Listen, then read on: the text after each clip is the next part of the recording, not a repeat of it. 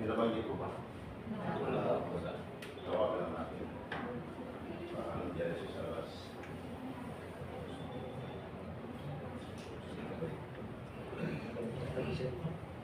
Wala. Hindi na dumating. May pinakalas po kayo na speaker. Ang sabi niya, parating ako. Pagkatapos, ano daw oras kayo makalabas po? Anong oras daw po? Alas 3? 2:30? Ay, 2:30 na eh. 2:30 na. Okay. Lahat ba first timer daw? First timer? Sino mga first timer? Taas yung mga kamay. Lahat kayo? Thank you. Ex-abroad. Sino ex-abroad? 3, 4, 5 na lang. Yan. Bakit kaya? Kukunti lang ang ex-abroad, no? Okay. Tingnan natin kung anong oras.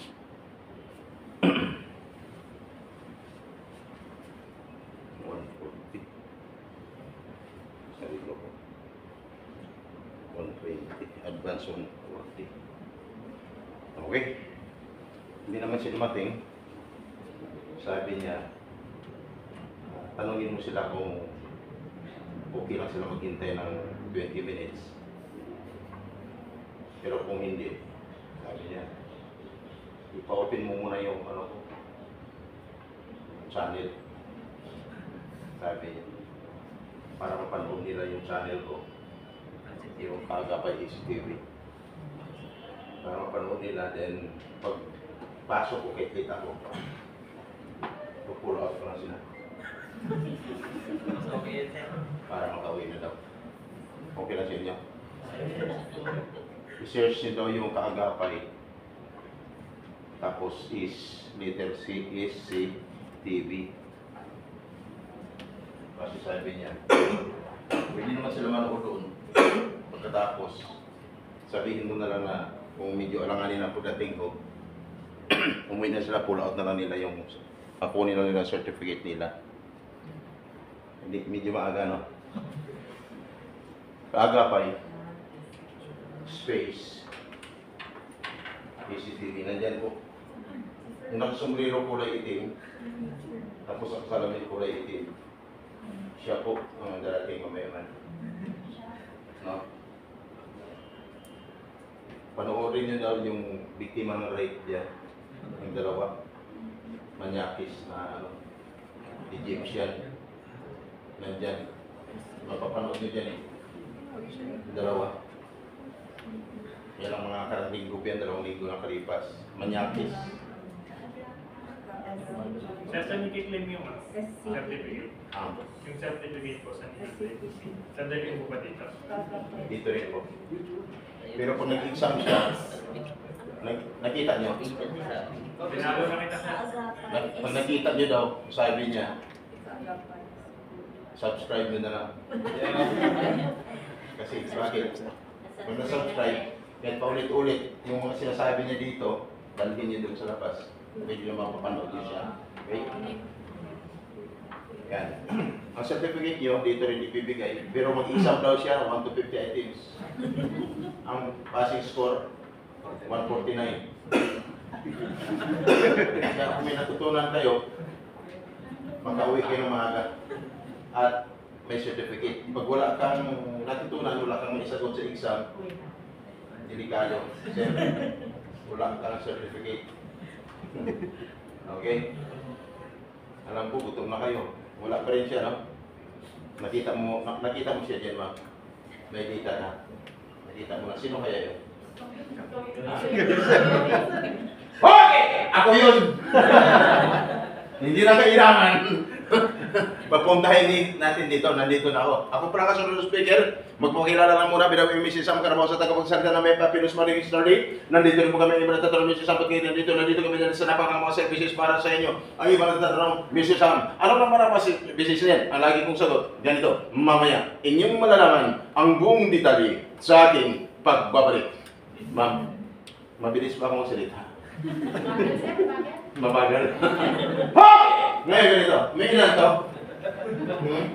May ilan to wala? Wala na, sir. Wala. Sa akin naman, pag ikaw ay antukin, talagang papayagan kitang matulog dyan. Tulog ka lang. Tulog ka lang, wala nang problema eh. Kaya lang, pag nakita ka dyan, no? Pag nasintruhan ka ng kamera na to, cellphone, nakaidlip, remembrance mo yan. Bakit hindi nyo alam? Kinabukasan, nasa social media na kayo. Okay?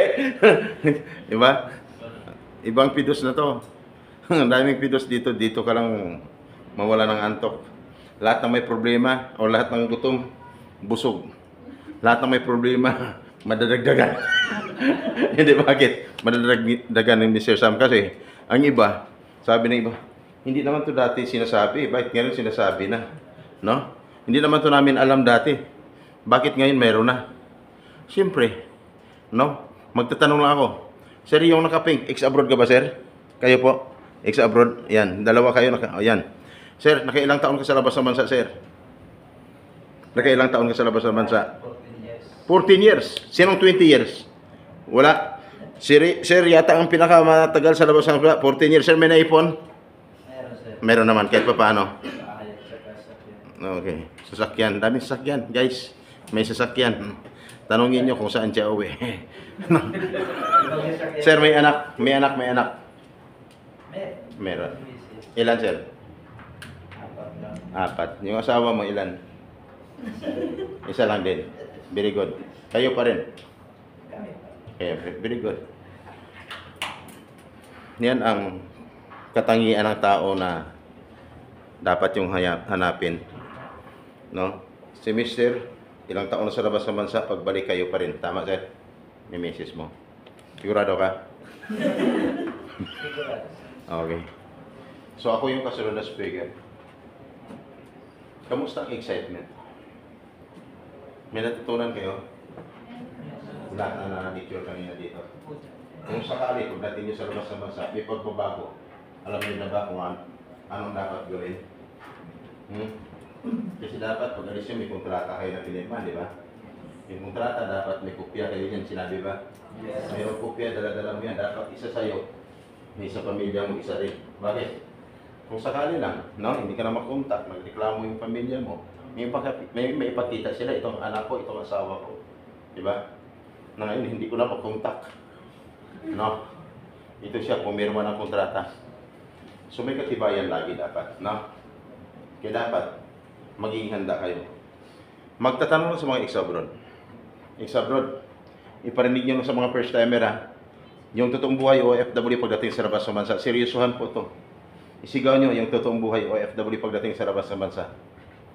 Ang sagot nyo sa akin, masarap lang o hindi? Ex-abroad, dapat isigaw nyo. No? Ex-abroad, masarap buhay OFW hindi? Sarap. Sarap. Sigurado ka? Yes, sir. Thank you. Mabuti naman. Pag may problema ka sa labas ng bansa, masarap hindi? Hindi. Hindi. Kahapon dito, ang sagot, halos lahat hindi. Pero sir, for the second time na sumagot, masarap. Anong trabaho mo doon, sir? Chef. Ha? Chef po. Chef? Sa ano? Restaurant? Italian, Korean, Japanese. Wow, kaya pala eh. Masarap kasi masarap. Masarap ang timpla mo. No? Wala kang gutom. Kasi hawak mo puro restaurant, di ba? Thank you, sir. Nisad yan nung nakarang araw. Sabi niya masarap din. Masarap. Talagang wala siyang sagot sa akin kundi puro masarap. No? Mapapanood nyo dyan. Yung nakarang araw. Ano ngayon? Pizza? Pizza? 20? Pizza City?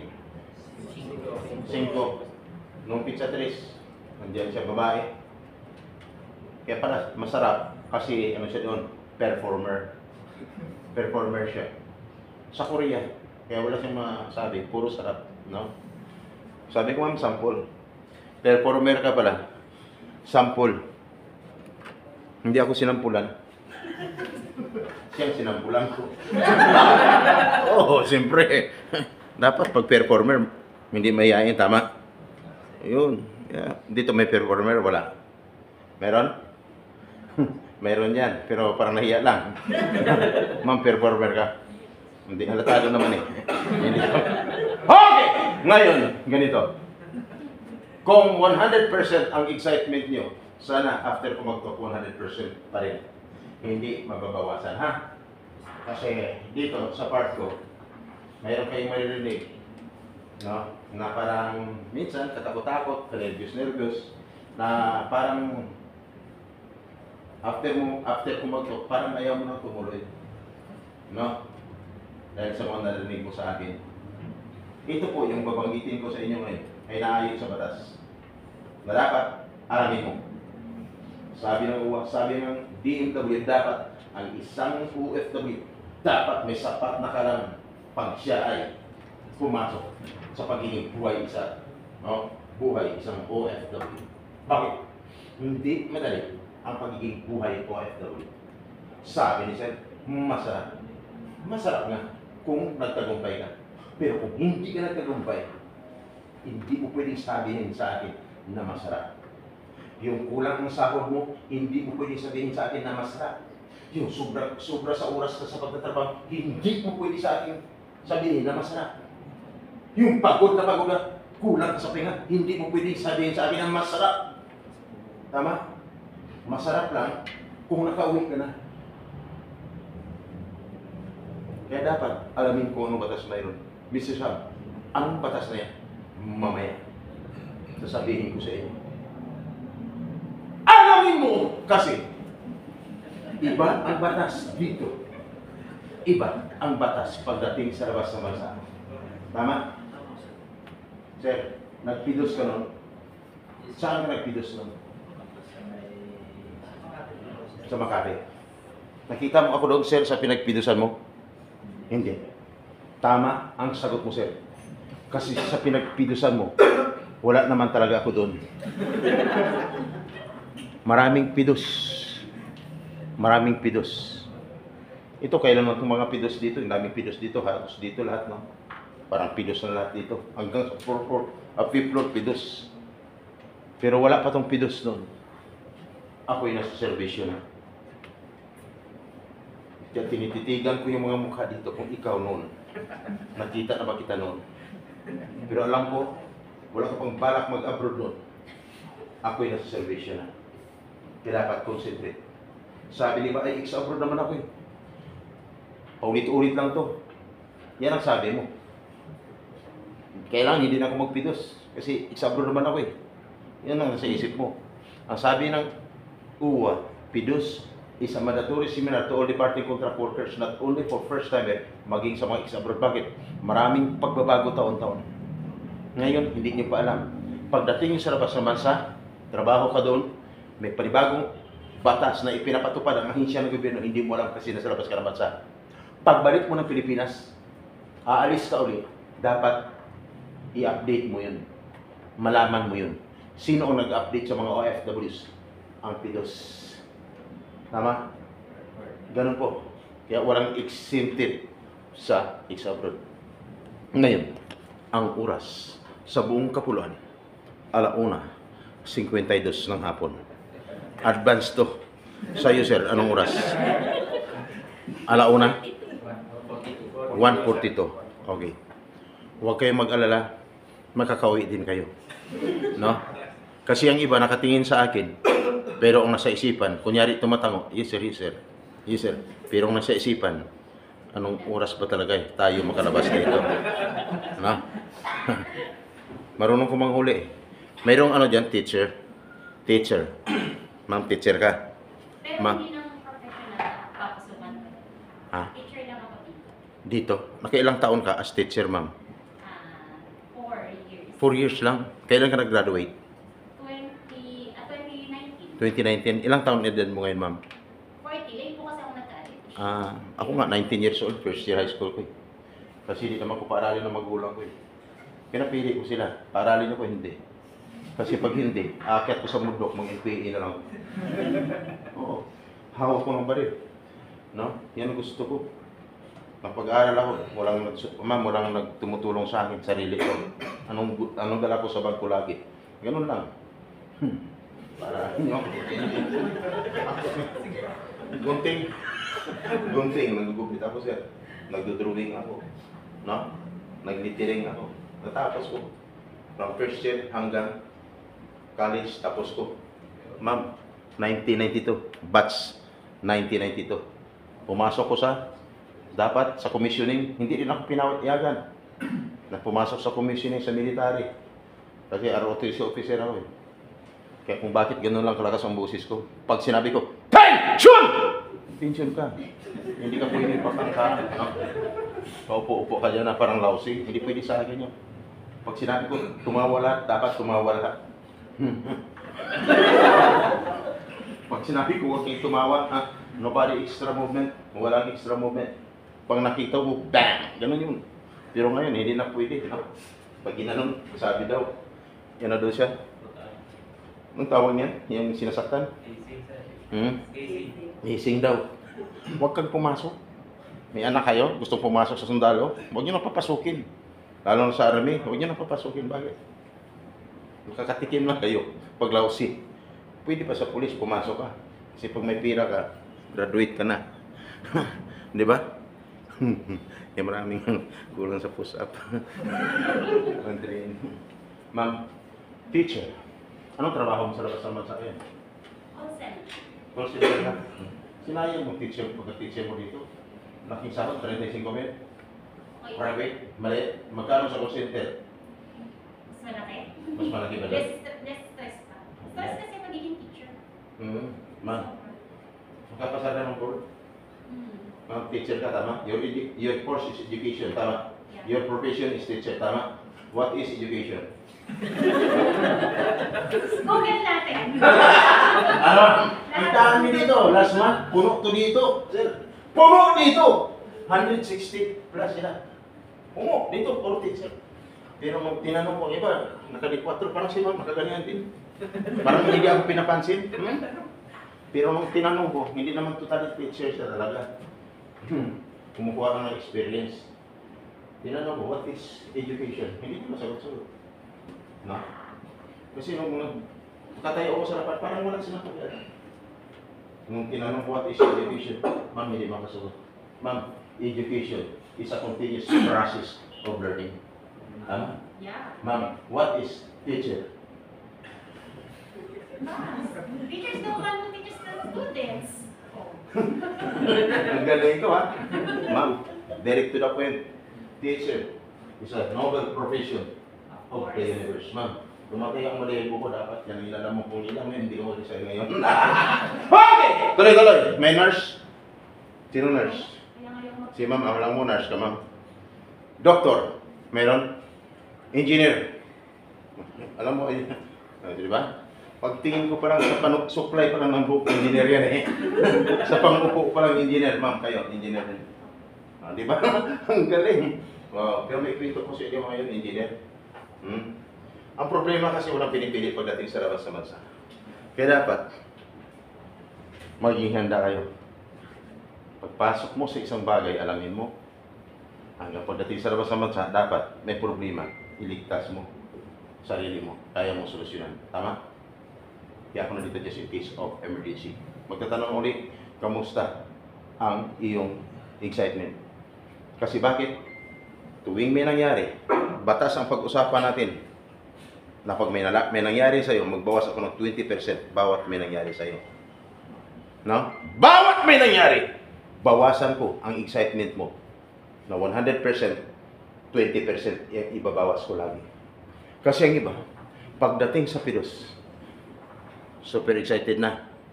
Walang ibang magawa. Nakaupo lang. Pero nasa isipan, ano ba talagang oras na dito pagkakawalan? No? Ganun lang, no? Magbabawas ako. Batas ang pag-usapan. Magtatanong lang. Lahat ba ay nakapag-sign na ng kontrata? Sino ang nakapag-sign na ng kontrata? Taas yung mga kamay. Thank you. 2 lang, 3 ang nakapag-sign ng kontrata, 4. Sino ang hindi pa nakapag-sign ng kontrata? Taas yung mga kamay. 5, 4, ang nakapag-sign, ang hindi 5. 4 times 5 equals 20. Tama? Pero, mayroon pa rin hindi tumataas ang mga kamay. Sige. Sige. Hindi ka tumaas ng kamay? Tatanungin ko kayo. Ano kayo? Sabi ng iba dyan, pakialam ko sa'yo. Bakit? Mr. Sam, bakit mo alam? Alam mo,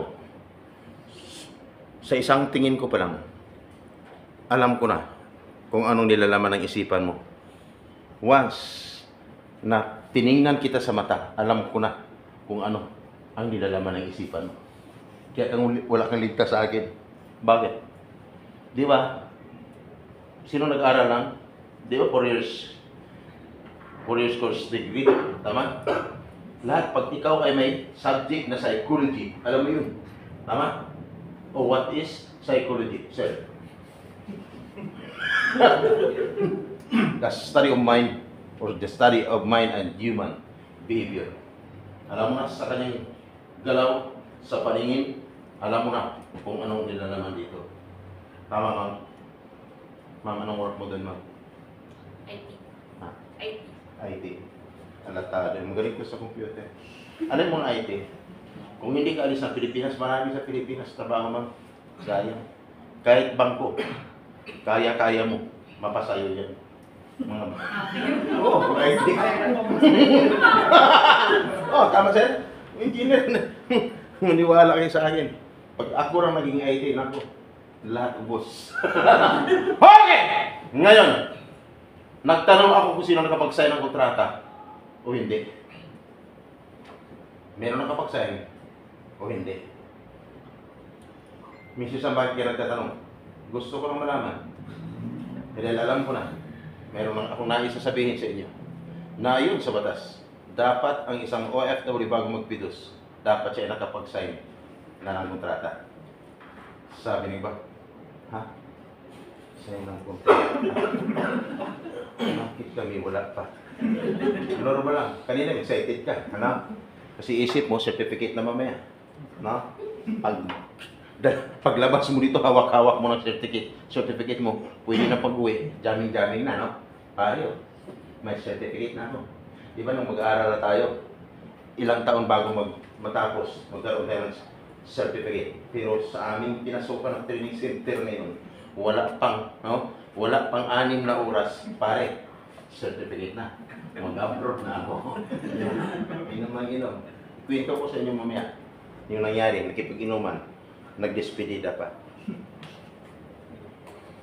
Kung hindi ka nakapag-sign ng kontrata, pwede na sigurong magbawas ako ng 20% sa excitement mo na 100%.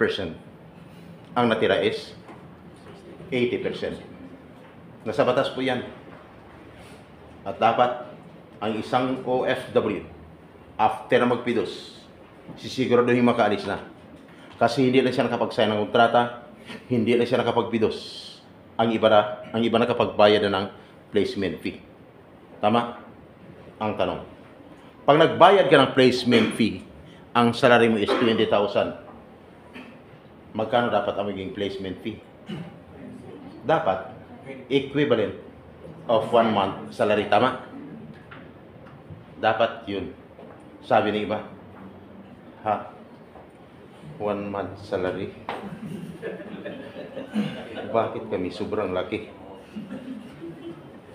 Kung malaki ang binayad mo, ay ibig sabihin lang, marami kang pira. No? Dahil sobrang binayad mo, another 20% naman ang ibabawas ko. Ang natira ay 60 na lang. Hindi. Nakadalawang bawas na ako kanina. Dalawa pa lang. O 60. 60 na. Dapat katumbas ng isang buwang sahod pagdating sa labas ng bansa. Tama? Dahil nagbawas ako ng excitement mo na 20, ang natira ay 60. At dapat ang isang OFW mulang siya ay nag-apply at nabisahan, dapat 60 to 90 days prior Ibig sabihin, 2 buwan hanggang 3 buwan, mula nag-apply siya ang tibisan, dapat wala na siya sa Pilipinas ngayon. Dapat nasa labas siya ng bansa ngayon at dapat kumikita na siya ngayon at dapat wala na siya sa kanyang inuupuan diyan ngayon. Na? Sabi ng iba, ganun ba? Bakit kami nandito pa rin? Kaya normal ang pagdating sa usapan na to, unti-unti ka nang aantukin. Gustuhin mo nang tumawa. Hahatakin pa rin ng antok ang iyong mga mata. Bakit? Siyempre, mag-isip ka, nakapagbayad na ako ng placement fee, sobrang laki pa. Tapos, ilang buwan na ako, hindi pa rin nakaalis. Normal lang. May mararamdaman ka. Kaya kung ikaw taga-agency, mag-observe lang sa akin, at sinabi mo ngayon, ito nga siya. Ang sinasabi ng mga aplikante na pag nagsalita doon, katakot-takot, walang pirino-pirino, talagang maririnig ng mga OFW sa mga sinasabi niya. Kaya pala, maraming gusto na mag-back out. No? Huwag kang matakot. May ibig sabihin, pinapidos ka ng agency mo dito. Mahal ka lang ng agency mo. Kasi kung hindi ka mahal, ang daming pilos dito na pwede kang mapilusin, palakasin, hawak ang certificate, paalisin, pagdating sa labas ng bansa. O dito ka lang, pag after mo pilos, wala nang pakialam, paala kayo yan, tapos na pinat. No? Pagdating sa labas ng bansa, kung nagka-problema, wala na rin pakialam.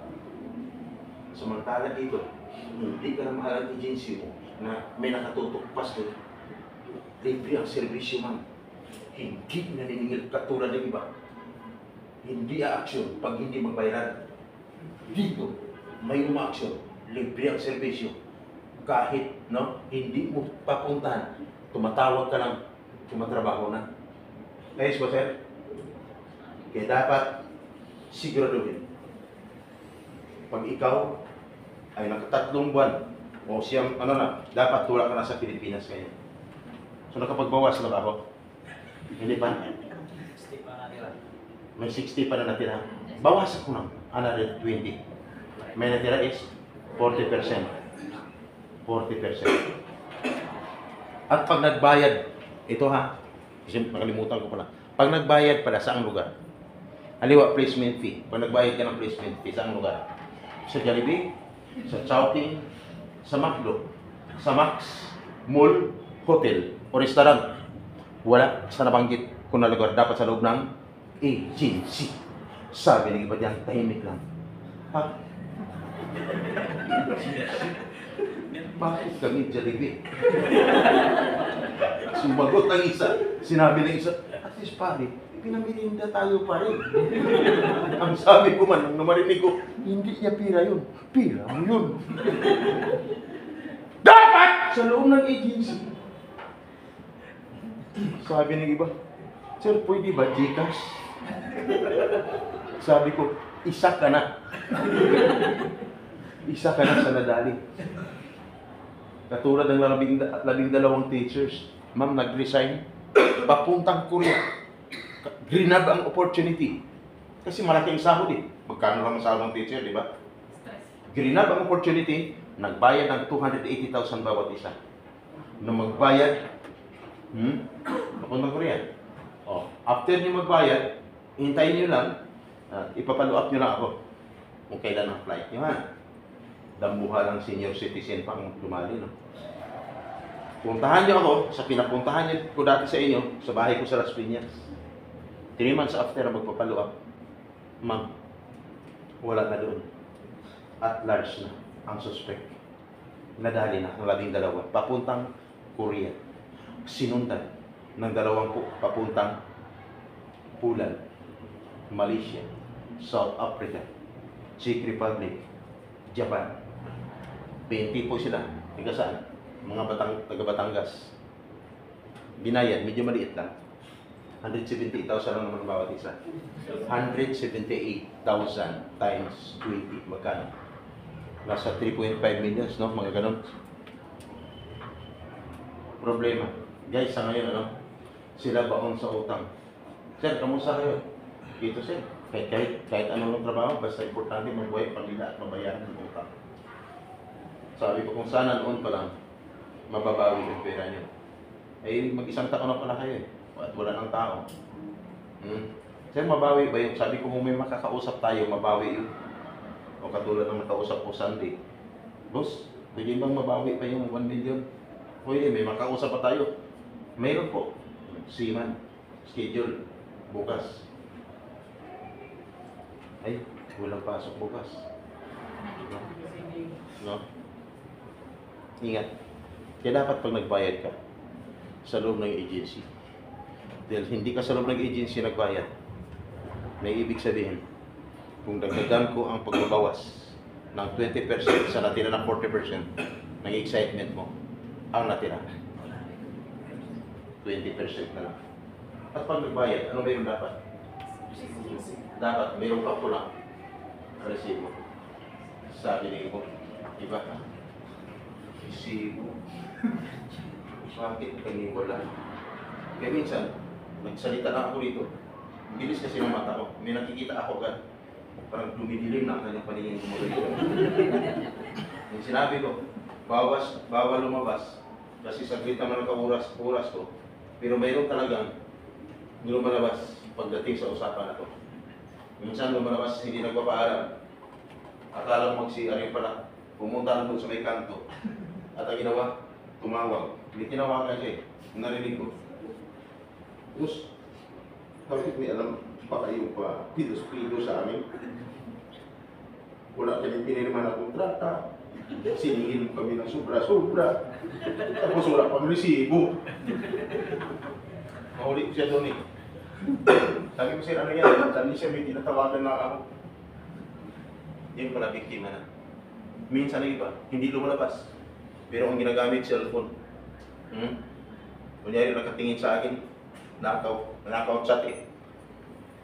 Bakit ginawa ito sa amin? Problema na eh. Guys, ingat. Pag nangyari sa'yo, meaning to say, you are a victim of illegal recruitment. Ano ba das? That is a violation of Republic Act 1842 of Anti-Illegal Recruitment or 10022 as amended of Anti-Human Trafficking Violation. Hindi po madaling problema na yan. May pinasukan mo. Mabigat na kaso yan. 3 lang. Kung halimbawa, ikaw ma'am, itinuro ang 3, lifetime imprisonment po yun. Mr. Sam, bakit mo alam? Yan ang trabaho ko mula noon hanggang ngayon. Kaya tulad ng sinabi ko nina, wala pa tong pidos. Noon, ako'y nasa serbisyo na. 2 dekada na po, guys. Kaya kung may marinig kayo, noon, wala ka pang balak mag-abroad noon. Bata pa yata kayo noon eh. Sir, ilang taon ka na, sir? 35. Sir, 75. Sir, ilang taon na? Kayo po? 51. 75, sir. Gusto mong sumubok punong braso, sir?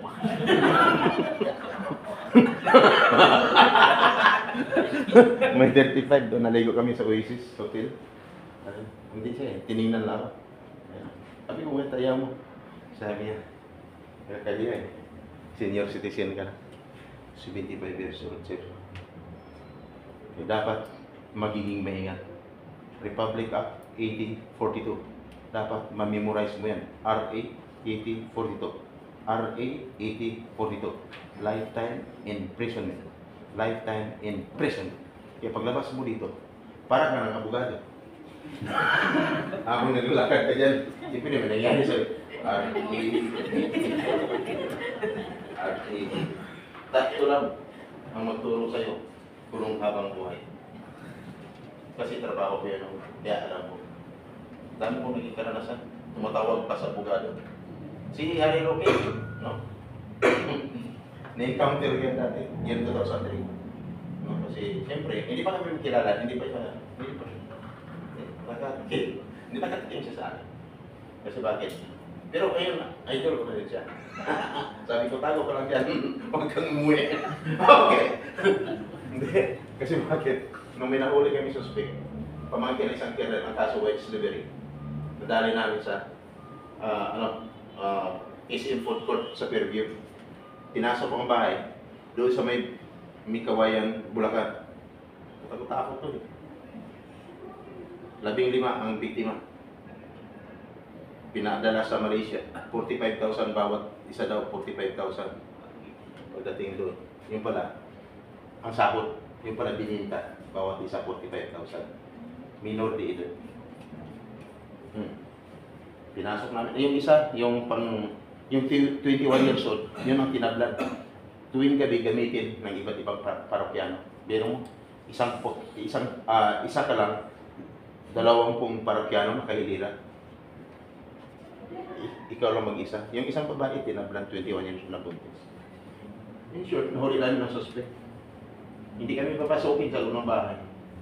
Doon sa may bundok, Bulacan yun eh. Sabi ko, saan si mami mo? Mag-asawa sila eh, bata pa.